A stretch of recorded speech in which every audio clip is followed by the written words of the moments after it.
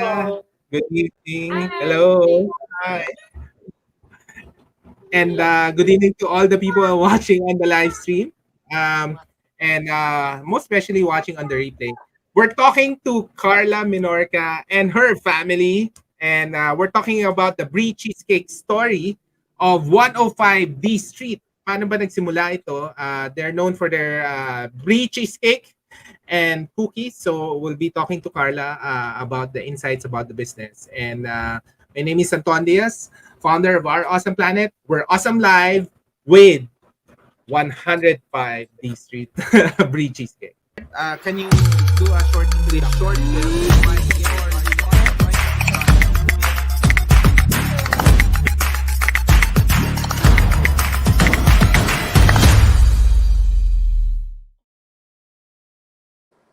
All right, Carla. All right. So maybe let's start with an introduction about you and about the business. How did it start and your family? Hello, good evening, everyone. I am Karla Dalisay-Menorca. I am married to Roy Menorca, and we have a 2-year-old boy, Manu, who you saw earlier. They left the room already. Together, my husband and I run 105 D Street.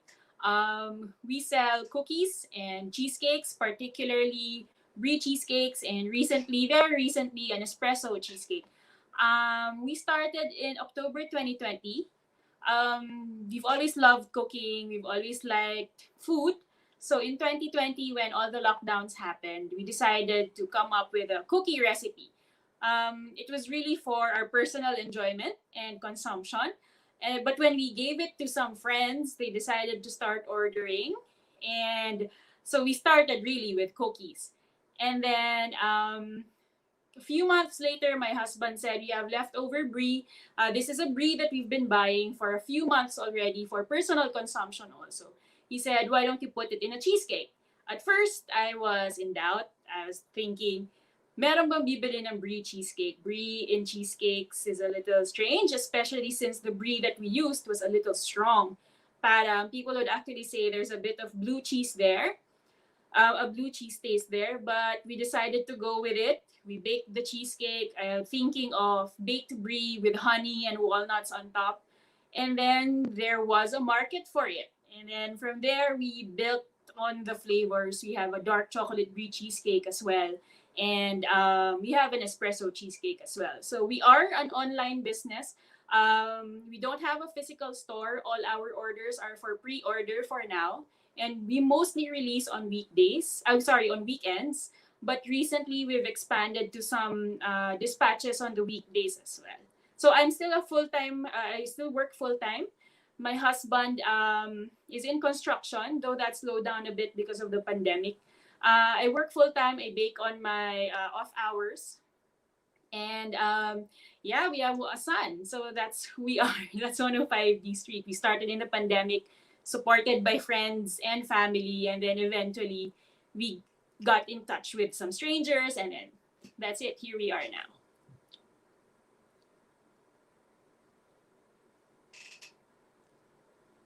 Anton, sorry, I cannot hear. Sorry. All right. Thank you so much for that story. I have actually a lot of questions, and but we'll say hi muna to those watching. Of course, for all those people watching in Kumu, of course, Eli, John, Janice, Riz. Hello guys. And in Facebook, ang dami mong mga si Martha, Carlo, of course, Adrian, Dean Ang, hello. Jovi Reyes. Bakit kilala ko itong mga ibang name? Oh, Renz, hello. Hi, Renz. Wow. Meredith, Best Cheesecake. All right. Maraming salamat for watching. Now, Carla, so when we tried the cheesecake, parang nasarapan nga kami sobra. We've been trying a lot of cheesecake lately. How was the process of, I know parang you started October, di ba, last year. And how was that process? Ano bang inisip nyo? I know a lot of people started with we want to sell, during this pandemic. How did you come up with the product? I know, nag-cookies muna kayo, di ba? Tapos yung brie. Pero iniisip niyo ba talaga yon na you want to uh, discover, Brie Cheesecake? I know you shared it a while ago na it's about the leftover. Pero what's going on in your mind at the start? Maybe you can share. Actually, what was going on in my husband's mind? Kasi idea niya talaga yon. Ah, So, idea sabi niya. Okay. idea niya talaga. So, base yung mga flavors namin for cheesecakes, ideas ni Roy lahat yon. We weren't out to sell, to be honest. It was just something, kasi mahilig kami mag-experiment sa bahay. The people here in the house know na we do like putting things together, trying to see if it works or not. Sometimes when we were thinking about the Brie cheesecake, we weren't thinking about selling it. We were actually thinking about coming Yeah. up with something new. Kasi nga, as you said earlier, na ang daming cheesecakes. And, you have the blueberry cheesecakes, you all have the chocolate cheesecakes. Madami na siyang variation. So, kami personally, we don't like desserts that are very sweet. So, when we decided to put the three cheesecake together, parang baka mag-work. Kasi nga, known na yung brie na may baked brie, diba? With the honey and the walnuts on top. So parang why not put it in a cheesecake for something that we probably will enjoy, na not too sweet. And if you have tasted, you have tasted our cheesecake, may acidity in it a little para hindi nakakaumay yung cheesecake. Kasi nga yun yung usually yung nagiging hurdle for us actually in enjoying cheesecakes, na pwede siya nakakaumay. It's very sweet or parang kulang yung cheese taste, and we wanted the cheese taste in there. Oo. Actually, mahirap mag-experiment sa brie, ah. I was wondering how were you able to find that perfect brie for that cheesecake? Paano ba yan? Um, si Roy Experimentation. din yun actually. Kasi one of his favorite things to do is go grocery shopping. And as in, pwedeng wala ako, siya mag-grocery shop for hours. So that Okay. brie, he found it in the grocery store. And when we tried it, we're used to brie that's pretty mild, di ba? But when we Mhm. tried it, kakaiba yung brie na taste na yun. And he couldn't let it go, na parang, uy, ang sarap nitong brie nito, kakaiba. Lagay natin sa cheesecake. Siguro it took him 3 months or so of trying to convince me to put it into a cheesecake. Kasi to me, hindi ko ma-imagine. Hindi ko talaga siya ma-imagine. Pero sabi niya, ilagay Okay. mo na yun. So, sige, fine. Gagawan ko ng recipe. So, yun. Pero hindi pa ako nagbe-bake ever ng cheesecake before that. So, Talaga. yun. Just for Okay. enjoyment, really. Yeah. Wait, we'll acknowledge people. Teen Moradas and hi, Momshi. Of course, RCSL Farms go. Mia, sa Karla Cheesecake, Cardaba, Mark Villamel, Carlo Makatangay. Of course, super in demand yung goodies nyo. Grabe. Now, actually, parang na-overpower lang nung brie yung cheesecake ng cookies. But the cookies are actually also quite good at a good price. No? How did you come up naman with the cookies and the variants ng cookies? Marami ring cookies, no? Marami yata. Alas lahat ng tao nagbebenta ng cookies. So, paano Yeah, mo definitely. may cookies mo?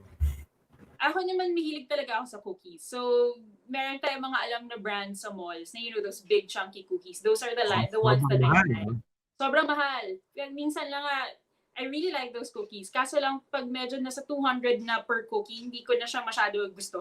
Kahit siya masarap siya. Kahit So, masarap siya. parang natatalo ng presyo yung sarap ng cookie. So, hindi makalabas nga noong 2020 because of the pandemic. So, we decided to make bake some cookies, and we just got our mixer then, so decided to experiment with something with something different. And when it came to handling the butter and the sugar, iniba namin yung approach to get a different kind of texture ng cookie. And then around that time was also, again, because Roy likes experimenting, he blended our own brown sugar, because you can actually make that at home. Mm. So we put everything together. And we came up with the first cookie. Yung pinaka-traditional that you can think of, the chocolate chip one. But with nuts, kasi gusto namin may nuts para may change in texture and lasa. So that's where it started. Hence, cookie number one. Kasi I didn't know what to name it. So cookie number Cookie number one. one. So, pinatikim namin sa friends namin, namely Keith Lagdameo. I don't know if he's online watching. But he was the first one who ordered from us.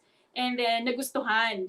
So, from there, since may base cookie recipe na kami, we came up with other flavors na we like. So, the number 2, kasi nga hindi namin alam ano ipapangalan, yun yung parang fruit and nut flavor namin. Tapos naging number 3. Tapos sabi namin, parang mali na kung tuloy-tuloy ng 4, 5, 6. So, that's when we started having other flavors.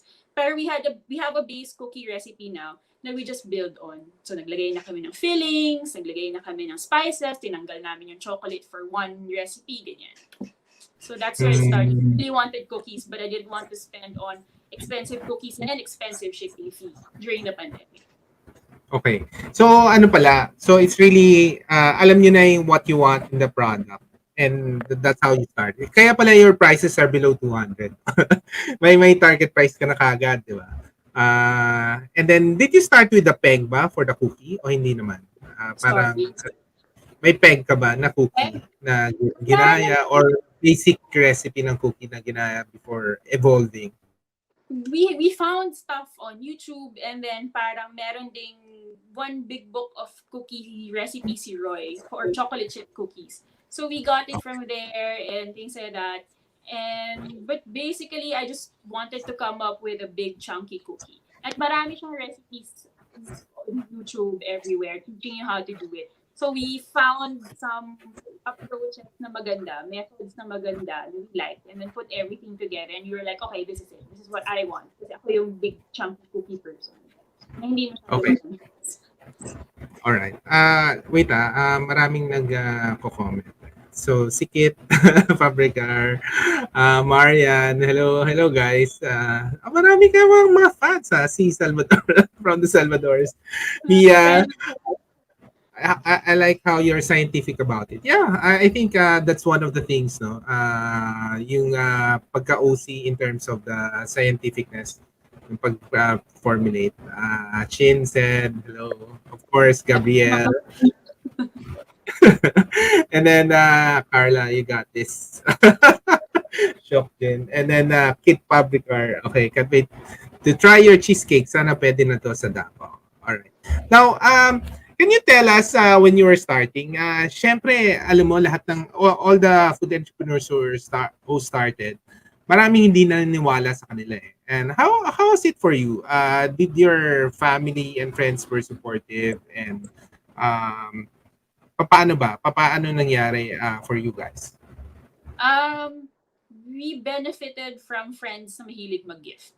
So, Okay. benefited a lot. For us then, kasi we gave samples to friends, not because we wanted to sell, pero even before the pandemic, we liked feeding people, which we miss nga now. Like, they'd come to the house, and some even stay overnight, and then we'd just be eating the entire time. So, hindi na namin magawa yun. So, ginawa namin ayuda yung cookies and cheesecake. And Okay. then, people started ordering it. For some reason, sabi nga namin, sobrang grateful kami na they believe in us, na kung anong i-churn out namin, binibili nila. And then, yun nga, they were confident enough to give them as gifts. Like si mom ni Roy also would give gifts, or like my family in Davao would order for friends here in Manila. And then parang it snowballed from there. And then we got in touch with you guys this year. So, ayun na, we got Yeah. customers there, yeah. Yes. And no, that's a good point for food entrepreneurs watching on this live stream. I think the biggest market, one of the biggest market talaga is the food gift market. Especially we're now in that season. We're now in the October season where people are actually now is the time that people are buying food gifts. Mm-mm. Kasi naka-ready na yun eh. Naka-ready na yung mga address also, di ba? Ang lahat ng mga address. How did you come up with your packaging? Were you thinking specifically for giving as gifts, or were you more concerned on the delivery, or paano ba? How did you come up with your packaging? Um, yung boxes namin for cookies, we wanted something na may window sana. Because it was Mm, nice to see what was inside versus yung opaque na box lang. We started with simple, like plain parchment paper inside with the cookies and the box. Pero we figured it didn't travel well, even with careful riders, or pag makachamba ka ng rider na hindi maingat, deads yung cookie. So patay talaga yung cookie sa loob, parang na rock and roll. So we changed it up a bit. We added lining, and then we had a friend design our lamppost for our parchment paper.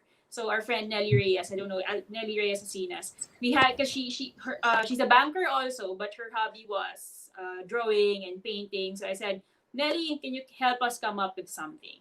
So we printed it, we had it printed, naswerte din kami na we found an experienced printer all the way in QC to do it Ah, with us.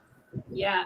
So we had to add that lining without making it look like sobrang pangit. So may time na ang lining namin was brown paper bags just so the cookies would survive for the travel from Las Piñas to Quezon City. Parang ganon. For the mhm. cheesecakes, we start, but we changed it nga, thinking of the delivery. So they may not be as pretty as other products, but at least you get the cookies pretty much whole. For the cheesecakes, we started with cake boards and putting the cheesecake there and that pretty box. Yun sana yun, di ba? Pero we had deliveries na kalahati na lang ng cheesecake yung natira pagdating sa Makati. So tipong pag tinext ka ng customer no, ang sarap, pero kalahati na lang yung natira kasi dumikit sa box. So medyo nasa-stress ka, di ba? Tsaka naawa kami sa riders. Kasi nga, pati sila nape-pressure na kailangan maingat ka sa cake. So we decided to put it in a clamshell na nahanap din ni Roy. Lahat to lahat online sellers din naman. Clamshell. Yeah, na-snug siya. Our cakes are not the usual size because it's a 6-incher cake. Pero luckily, merong few places that actually have that 6-inch clamshell na snug siya sa loob. And we send it out semi-frozen. Okay. You send it out semi-frozen. Okay. So, I'd like to congratulate you for that, no? Kasi, we're from Laguna. Marami hindi nagsusurvive na cookies getting delivered here or even cheesecake. So, that's our usual na if it survives the delivery, usually check na yun. Pag hindi nag-survive ng delivery, ibig sabihin hindi OC yung gumagawa nung product. So that's really good for you guys. Now, next question. Bakit 105D Street? Hindi ba a lot of people are asking about that? Hindi ba medyo weird din na 105D Street or uh, I know it's a location, but what was the feedback of people regarding the branding? The brand honestly didn't sound like a very food sounding brand. Yes. Pero kasi we were really Parang rushing. construction. Parang construction. Yeah. We were rushing kasi we were selling cookies already, my orders. Sabi ko, anong pangalan natin? So every time we'd come up like lockdown kitchen, syempre ang dami ng ganun. Pandemic kitchen, ang pangit naman. Ang dami. So sabi namin, sige na, address na lang natin. Dito naman galing lahat. So nilagay namin 105D Street and hopefully may recall sa mga tao kasi kakaiba. Na parang, uy, ano nga yung street, yung cookie na street or cake na street, ang something. At least kami yun. Wala masyadong it was a rush decision. Pati yung logo namin, when I was designing it on Canva, which is saving our life, really,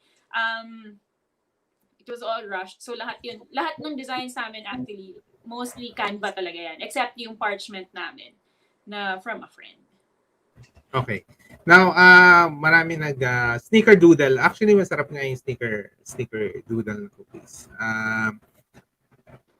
Karla's Kitchen, meron ka palang tama ba? Karla's Kitchen, meron ka bang savory products? Well, yung chicken na yan, I've been making it since high school, grade school, so this is a childhood friend na. Okay. Yeah. Pero hindi mo binibenta yan? Hindi mo binibenta yan? Hindi pa. Bisita na lang kayo sa bahay pag wala ng pandemic so we can feed you. We have pizzas every now and then. We have bread that we don't sell. Okay, Brian said, all right. And Maki said, congrats, Karla. Roy Marcus Menorca kinda said, best cookies.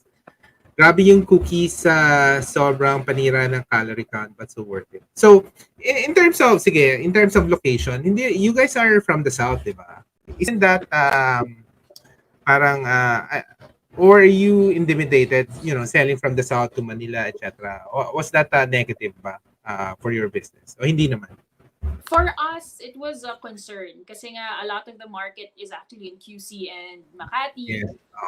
Yeah, mas nandun, Pasig, Ortigas, lahat malayo sa amin. Pero yun nga, we had to think about how to, even the cookie recipe, we tweaked the cookie recipe in such a way na the cookies would travel well. Kasi yun yung mga concerns malayo kami. The structure of the product and the packaging, how it will go. and syempre the couriers. So we were lucky. We were very, very lucky with Good Banda. They were starting in 2020, and they are being run. Actually, they're headed by a couple of our friends and Sir Stanley, who's from the music industry. We've been pretty much partnered with them since we started.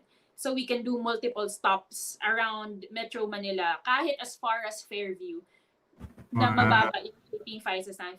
Fairview, Antipolo, just recently we sent our stuff there, cookies yon. We have cheesecake deliveries around Rizal, mainly because Good Banda has been with us.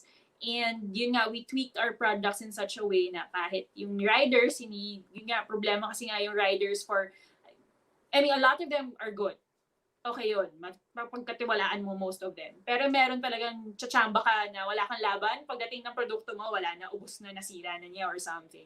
Or inaway niya yung customer. We've had that. We've had that experience. So, it was intimidating. We had to find ways around it. So far, okay pa kami. Okay pa naman kami so far. Nakarating pa naman kaming Fairview, Rizal, ganyan, Novaliches, kaya namin yan. Tsaka pag Galing eh. mga kahit Cavite, Laguna, nakakapagpadala na kami. Pero yun, mga Lala Move na yun. And so far, okay naman. And we befriended riders. Kahit mga Lala Move riders na, Kuya, okay ka, favorite na kita. Kuya, taga dito ka ba? Around our area. Pwede ka bang tawagan kung kailangan? So, ganun. Ganun na yung atake namin sa riders. All right. Good. Shout out to Good Banda. Congrats. Sandali, marami talagang comment. Yung Carlos and yung bread ko. Sandali, patikim daw ng chicken, sabi ni Martha. Pasabay ng cheesecake. Pati yung pesto. May pesto ka rin. Dati may pesto kami. Yeah. Sandali. Tapusin natin. Therese, super suke. All of our special occasions celebrated with the cookies and Brie Cheesecake. Oo nga. I think a lot more people should really taste it. Oh, may secret menu ka daw. Katsudon.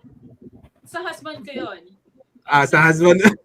He's been trying to come up with a recipe and cooking techniques na try namin sa Japan. Meron kami yung mga binigyan na niyan via delivery or via garage drive-in at kumain lang kayo sa mga kotse nyo, abot namin yung bowl. Sige, schedule na lang kayo. Wait, the Mandolin PH said your cookies and cakes are the best. Congrats. Yeah. The Mandolin actually is our catering venture before all of this happened, and we had to, temporarily close it. So they catered our wedding. We put together a team of chefs who catered our wedding according to the menu that we wanted. So that's the Mandolin. But we've slowed down. Hopefully we can pick up again soon. And of course, Claudia Fernandez, Southeast represent, of course. We're proud of all the South people. Now, I wanted to ask you about the Espresso Cheesecake. Yes. Paano ba nangyari yung... It doesn't have a brie, di ba? But, pero masarap yung espresso. What's the story of the Espresso Cheesecake? Si Roy po ulit nag-isip nun. Sabi niya, maglagay tayo ng kape sa cheesecake. Sabi ko, okay, gagawa akong recipe. Basically, as I said to you before, we really do love coffee. So we don't encounter a lot of coffee-infused cheesecakes. Marami sa cakes mahirap yung coffee-infused cheesecake. So, how did you find the right coffee to get into it? The coffee we use for cheesecakes is the coffee that we drink din at home. So we've been ordering from 18 Days Coffee for many years now. Roy has been a fan of it for many years. Oh, 18 days. Congrats to the 18 Days people. Yeah. So they have a store in South Supermarket. And luckily, I think yung bahay ng owner, and I think the roasting, it's also their roasting center or office din nila is near us. So we got the beans from them for personal consumption and for cakes as well. But we changed it. Our coffee is drip every day, pero espresso shot siya ngayon. We asked for input from friends, from a barista friend. Is a shout out to Tito Gotong of Cebu, Cebu Barista. We asked him na paano to, kasi you have to put as much coffee in it with the least amount of water to make the cheesecake hold. So, correct. Ganun yung idea behind it. So, it was a good challenge to have. And then when we finally pulled it off, we experimented with different ways to infuse the cake with coffee. Tapos espresso shots yung nanalo. And we said we didn't want to use instant coffee. Gusto namin espresso talaga. So espresso cheesecake. Okay. Yeah. Pero, so mataas ang caffeine nun? Kasi favorite ng mga kids ko yan. Favorite ng mga kids ko. Um, Mataas na ang caffeine nun? Siguro mga nasa 3-4 shots of espresso. Tapos yung, di ba may chocolate swirl siya? Mocha swirl yun actually kasi it's coffee, a bit of espresso also. Okay. Pero okay, Now, yeah. okay lang yon. Okay lang for Now, I wanted to ask you, was there a point na you were about to give up in your journey? What happened? What was the most difficult moment? Actually, for us, mas mahirap yung sobrang daming orders na kailangang habulin versus... Good problem. Yeah. Also, how did you handle that naman? Dalawa lang kami ni Roy, di ba? So when we started selling, it was really me doing the cookies then and the cheesecake. Sabi ko, hindi ko na kaya. Please help me out. I can't do the cooking on my own anymore because he was helping with the packing, ganyan. So he jumped into the cookies and he just handles everything now. And we've come up with a system that we can prepare as much as we can early in the week para by the time na magde-deliver na, ready na kami. Bake na lang ng cookies, pack na lang out. Wala nang prep, cheesecakes din out na lang agad. It has a lot of Excel work behind it. Excel sheets, just planning and building Excel sheets for inventory and count ng cookies. Kasi minsan, kulangin ka lang ng isa, sira na yung order mo, ganyan. Or sira na yung delivery schedule mo. So yeah, there were lean months, like as expect we were told by some seller friends na you expect June, July, even August to be a bit slow. So we expected that, and we were like, we'll just take the time to try to catch up on things and then rest up para by Burr months go na ulit tayo, ganyan. So, yeah, wala namang kaba, wala namang give up idea. Kasi nga, this started na we wanted to do something on the side. It's fun. We have to keep it fun. Kasi when it stops being fun, then we have to recheck kung anong ginagawa namin. And then, what was the moment when you thought na you're doing something, this is it, parang there's something special about the products? Kasi syempre when you're starting, it's family and friends and all of them would say masarap, di ba? But was there a moment na na realize mo na, wow, we're making special products here? When strangers started ordering from us and wanted to give us as gifts na parang, uy, masarap, pwede bang pang-gift ko to, padala ko sa dito, ganyan. I think yun yung pinaka-sign na we were doing something right, especially with the Brie Cheesecake na we didn't expect that people would actually like it since it's different nga. So when they said, we want to have you as our gifts, parang, uy, maybe there's something here, lalo na yung mga tita, konti yung mga nagregalo. Parang, uy, parang may ginagawa kaming tama dito. Syempre, when we were featured by OAP, ganyan. When my friend Jill actually said, Karla, you have to give it to our awesome planet. I was like, what? But that's our awesome planet. Sino Jill? Jill Cruzabola. She's a friend from many years ago who tried our cheesecakes. And she said, I think this is... And she likes food a lot. And she tries many things. And she said, maybe you should have our awesome planet try this. Not kidding talaga. I'm not pulling your leg. Para siyang our awesome planet to. I've been following these guys since college. So parang, sure ba, she thinks it's worthy. So when you posted about us with those very kind and generous words, we were like, yeah, maybe we're headed somewhere. Maybe we are headed somewhere after all. All right. Thank you. No, it's kasi we try a lot. It's really hard also for us to be impressed. Pero kaya madali rin namin ma-detect if there's really something good. Like we've been trying cheesecake actually that week. We've been trying all the Spanish cheesecake. Basta ang daming cheesecake namin try yun. And then biglang nagkaroon ng parang alam mo yun, parang out of the blue. Parang wow. Pati yung try namin yung week na yun, yung mga Tokyo, yung mga Japanese cheesecake, di ba? Sa sarap din. Mm-mm. It was really out of the blue. That's why we love it. So really made with love, sabi ni Therese. She said super yummy cookies. And Earl Grey chocolate. Ano nga story niyan? Prototype pa lang yan. Si Roy po ulit nag-iisip ng recipe for that one. That's his idea. So far, parang siyang tart. May base siya. Okay. Chocolate infused with Earl Grey. But it's not out yet, but we're working on that. Yeah. Alright. Yun, no, I'm sure a lot of marami ka napapasaya especially during this Christmas season. And thank you so much for for sharing your story. We really just wanted to give good vibes to everybody and then hope also na they can also do their they can also be successful especially for food. No? Any final message to to other home food entrepreneurs who are trying to make their make it out there, especially during this pandemic. For everyone giving food a try as business this pandemic, just keep trying and have fun. uh, Seriously, it's a cliche, but do have fun. There are many ways to source ingredients, packaging, and all materials you need. Especially with the internet now, everything is online. Just look closely in Lazada and don't be afraid to approach big sellers. They are quite accommodating these days, especially since pati sila naghahanap din ng sales. So do explore that because really ang kalaban ng small sellers, a lot of them is yung volume. Like you can't buy by bulk, so mas mahal yung nabibili ninyo. So but there are opportunities out there. And if you think of something na parang you think it's outrageous, but you think it's good, trust your palate and give it a try. Just sell it, and if you enjoy it, just give it a try. All right. All right.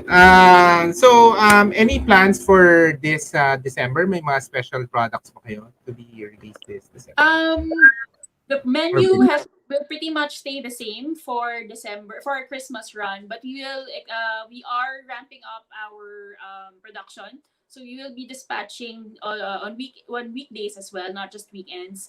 We have Christmas a special Christmas packaging prepared for no extra charge for customers. We are partnering also with a local store specializing in dried flowers, Milagros Florals. So nice.